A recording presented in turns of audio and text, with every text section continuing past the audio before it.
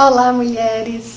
Eu sou Evilene Silva e hoje eu vou conversar com vocês sobre autocuidado como possibilidade de autoconhecimento e empoderamento. Bom, primeiramente eu gostaria de agradecer a Vivi Andrade e toda a sua equipe pelo convite especial para participar desse evento com uma proposta tão rica, tão inovadora e elaborado com tanto carinho para todas nós. Vamos lá. Eu sou fisioterapeuta e a minha especialidade é fisioterapia na saúde da mulher. Eu também tenho formação em ginecologia natural, sou estudiosa de ervas medicinais, aromaterapia, reiki e todas essas temáticas voltadas para a saúde da mulher. Eu facilito também rodas de mulheres com diversas temáticas e todas voltadas para queixas físicas e as diversas possibilidades de tratamento naturais, né? A ideia de trazer esse tema, autocuidado, como possibilidade de autoconhecimento e empoderamento, veio da percepção de que não existe como destrinchar cada item desse. O autocuidado está intrinsecamente ligado ao autoconhecimento, uma vez que a gente sabe e entende o autocuidado como a forma como nós damos atenção a nós mesmas, né? Como você dá atenção a si? Como você direciona a atenção a si? Como você se cuida? Como você se percebe? Como você se olha? E também pelo fato de o autoconhecimento partir da ideia de como nós trilhamos a nossa jornada, né? Como eu busco a mim mesma, como eu percebo minhas emoções, como eu percebo a forma como eu lido com determinadas experiências, como eu reajo em determinadas situações, a forma como eu apreendo em determinadas circunstâncias da vida. É o estudo de si, né? É a autoobservação, são as conquistas que nós almejamos nessa busca aí de autoentendimento. E a relação com o empoderamento eu vejo como uma consequência. Não existe a possibilidade de você cuidar de você, de preferência de forma amorosa, gentil. Não existe essa possibilidade de você partir para a atitude de cuidar de si, buscando se entender nesse processo que é a vida, que é a nossa jornada de experiências mil, sem tomar conta, sem tomar poder, sem se apropriar de si mesma. Então, apropriar de si, se apoderar do seu corpo, né?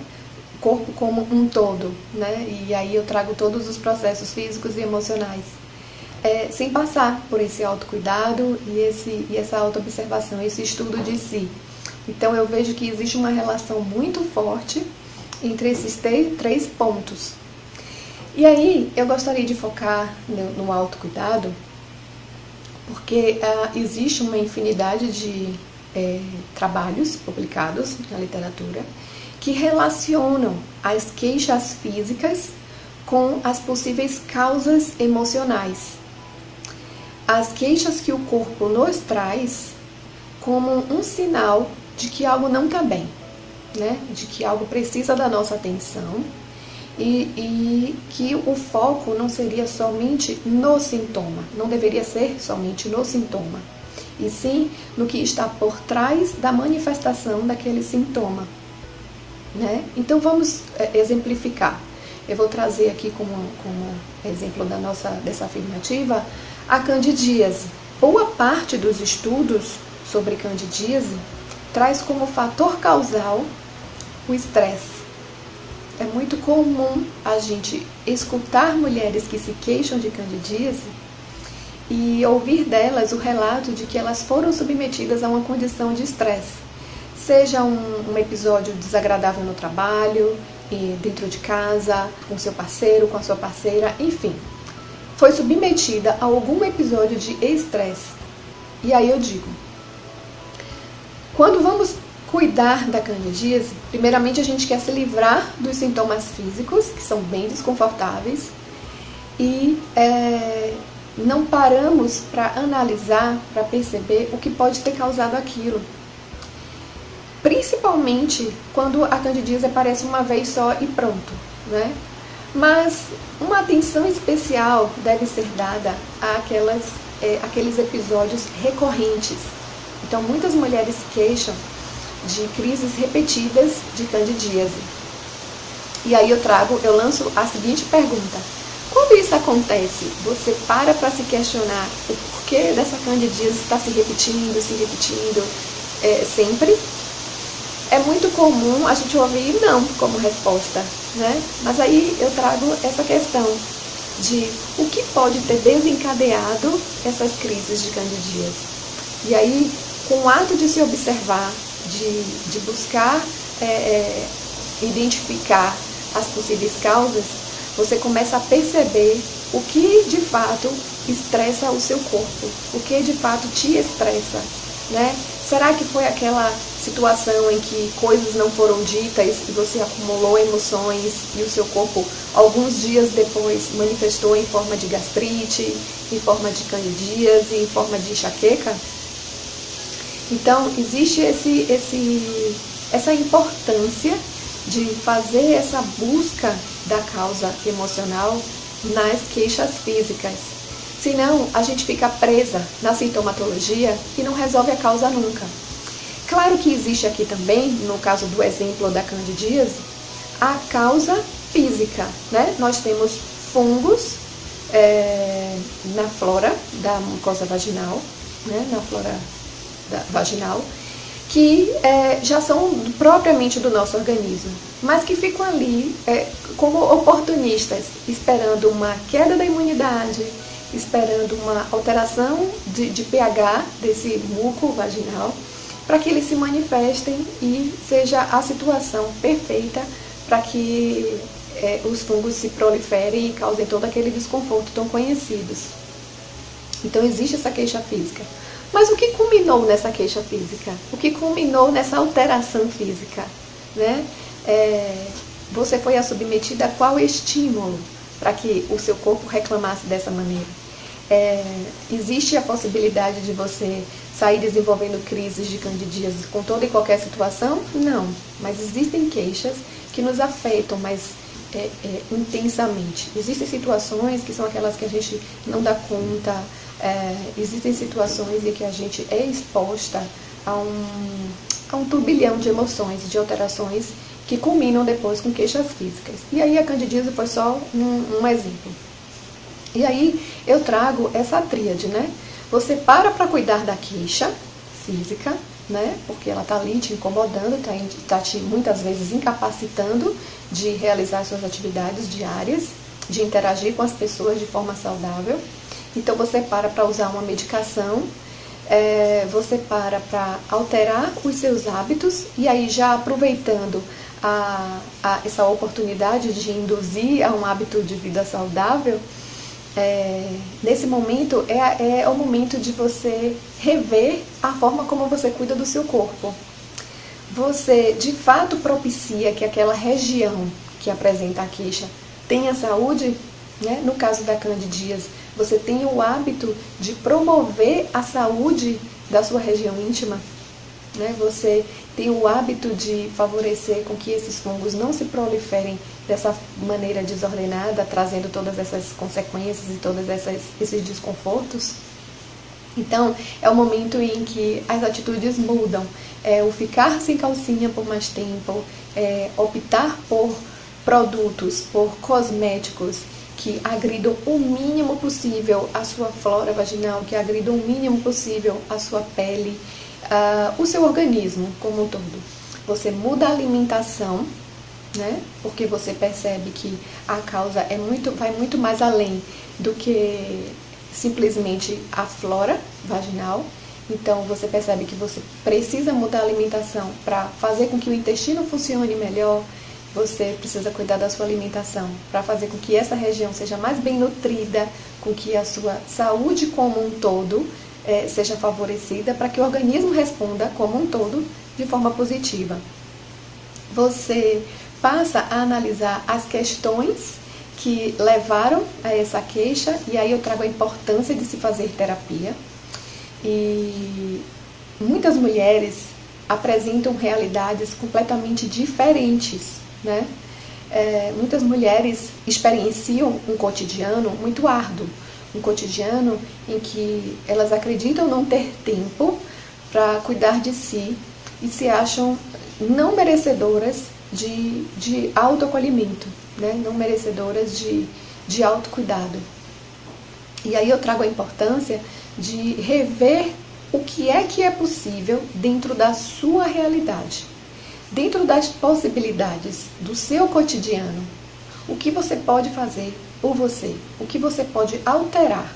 Não precisa pressa para sair alterando. A partir de hoje eu não vou ingerir tal substância. A partir de hoje eu não vou usar mais tal produto. Não se trata disso, se trata de passinho em passinho. Dentro da minha possibilidade, dentro da minha realidade, dentro da forma como eu interajo com as pessoas que convivem comigo, o que é possível eu fazer por mim aos pouquinhos. Eu posso ingerir um pouco mais de água. Eu posso, a partir de agora, usar uma garrafinha para trabalhar, porque com a garrafinha eu vou conseguir mensurar uma quantidade adequada de água, né? E a partir daí policiar um pouco mais, me atentar um pouco mais sobre a quantidade de água que eu estou ingerindo.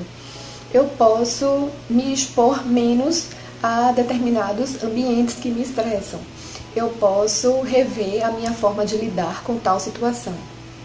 Principalmente essa questão. Eu posso tentar rever uma possibilidade de mudar a minha forma de interagir com determinadas situações, né? É de extrema importância uma assistência psicológica, uma assistência terapêutica. Nesse processo de busca de si, de cuidar de si, a gente descobre muita coisa sobre nós, né? E vê que muitas questões que nos inquietam, que nos incomodam, têm ligação com processos nossos, né? Com reações nossas, com a forma como nós interagimos, com a forma como nós lidamos. Nessa busca de autoconhecimento e de autocuidado, vem à tona muitas questões que a gente não dá conta sozinha. Então, buscar por uma terapia, por uma ajuda psicológica, também é um ato de autocuidado e que favorece o autoconhecimento e que, consequentemente, traz o poder de si, né? A apropriação do seu corpo, a apropriação do que é melhor para você naquele momento e até mesmo reconhecer o que é território seu e o que é território do outro, né? O empoderamento traz muito isso de eu me aproprio do meu organismo, eu sei como eu devo me respeitar, eu sei os limites do meu corpo, até onde você pode vir, né? Você vem até aqui, daqui para aqui é comigo. E isso, consequentemente, faz com que você respeite o espaço do outro. Então você se empodera e aprende a respeitar o outro também. Porque você faz esse movimento com você. Quando você ainda não tem esse hábito de permitir a você mesma esse autorrespeito, esse limite, você também tem dificuldade de fazer isso com o outro, né? Você também permite que o outro ultrapasse o limite. Então, o fato de você observar uma queixinha que apareceu ali no organismo, buscar como aquilo começou, entrar em contato com as suas emoções e a partir daí ter como um bônus, digamos assim, o respeito pelo seu próprio corpo de eu não vou fazer mais isso. Toda vez que eu faço isso, meu corpo sente, meu corpo é agredido, ele não merece isso. E já é um ganho. Não é simples, mas também não é impossível. E dentro das nossas possibilidades, dentro das diferenças de realidade, né? Porque as mulheres não são iguais, cada mulher é única e a realidade de cada mulher reflete muito intensamente na saúde dela e a forma como ela interage nesse meio também. Então, fazer esse movimento de cuidar de si vai muito além de atentar somente para o sintoma e lidar com o imediatismo da cura. Então, é uma gastrite que não passa, né? Eu já mudei a alimentação, faço uso de determinadas medicações, sigo determinadas orientações, mas é uma gastrite que não cura. Você já parou para se perguntar o porquê dessa gastrite? O que é que está por trás desse sintoma que não quer passar, né? O que é que o seu corpo grita com essa gastrite? E aí, como fisioterapeuta, eu trago exemplos dentro dessa abordagem pélvica, né? A especialidade é em fisioterapia na saúde da mulher, mas dentro de saúde da mulher, a minha atuação maior é fisioterapia pélvica, as disfunções da pelve. E aí, dentre as disfunções da pelve, existem muitas, infinitas queixas, como disfunção sexual feminina, incontinência urinária, constipação, que é a famosa prisão de ventre,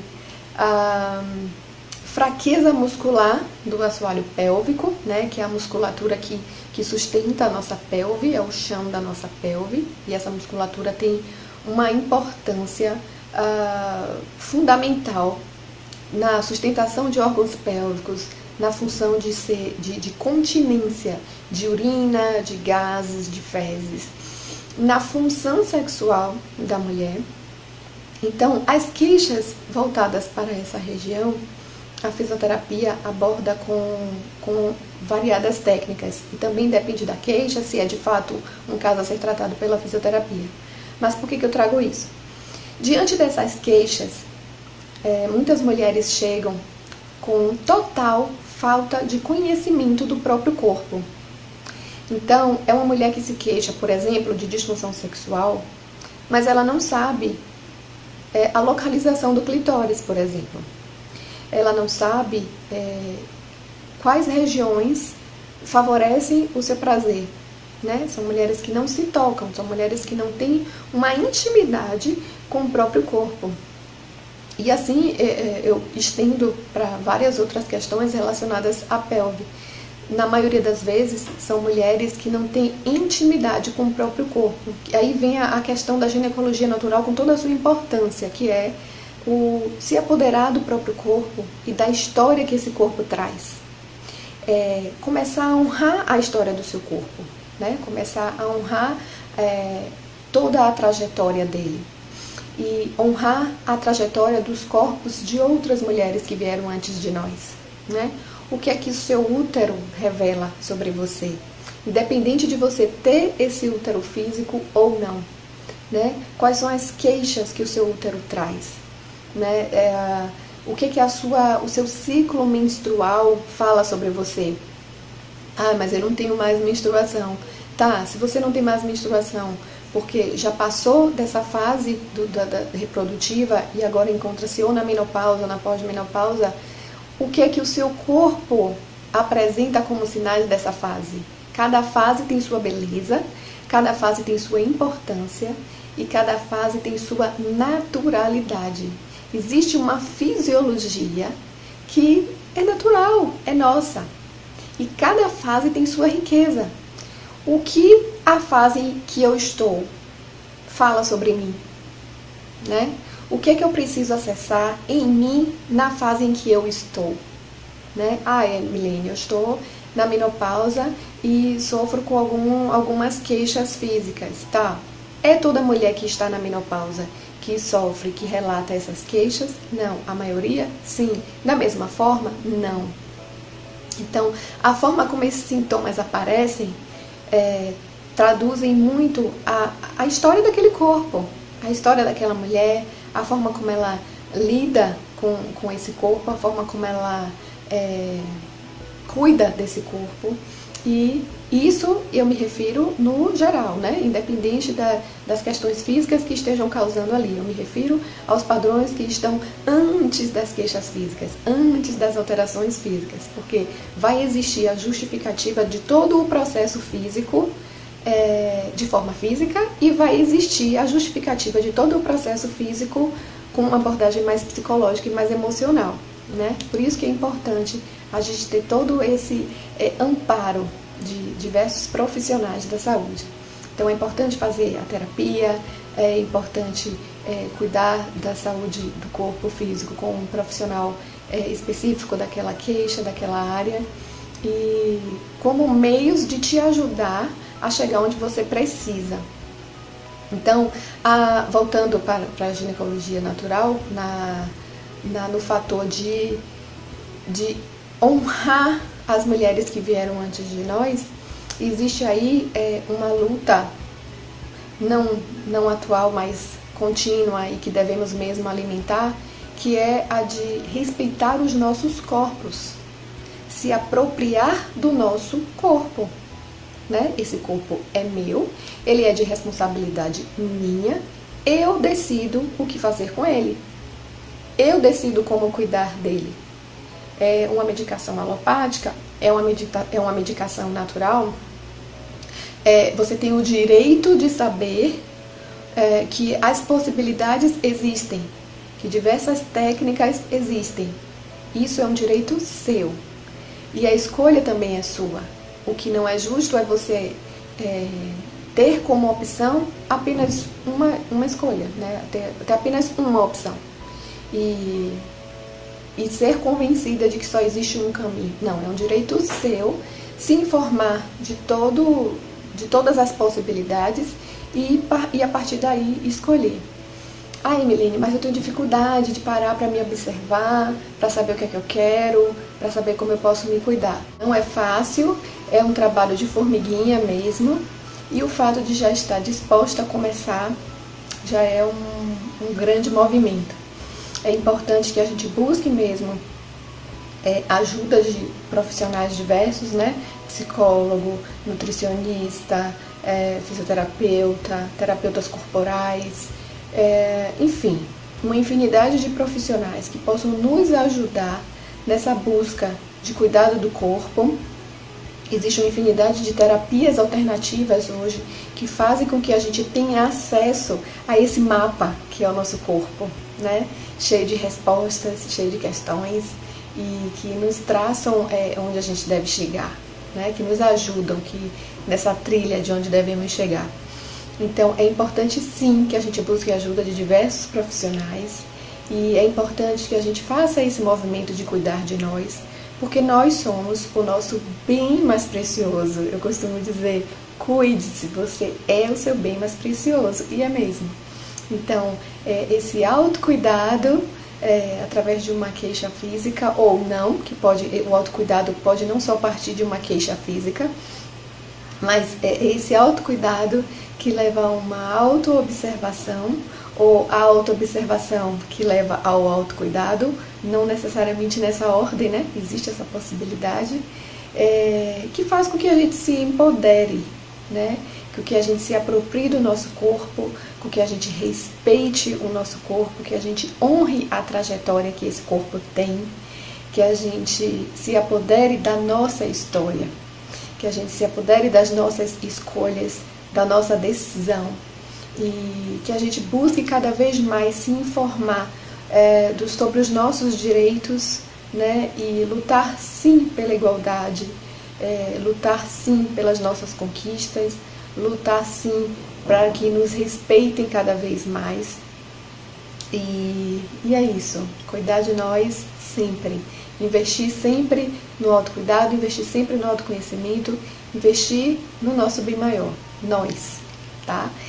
Espero ter contribuído com o despertar ou com o incentivo desse movimento. Estou à disposição de vocês e foi um prazer estar aqui partilhando um pouco dessa proposta com vocês.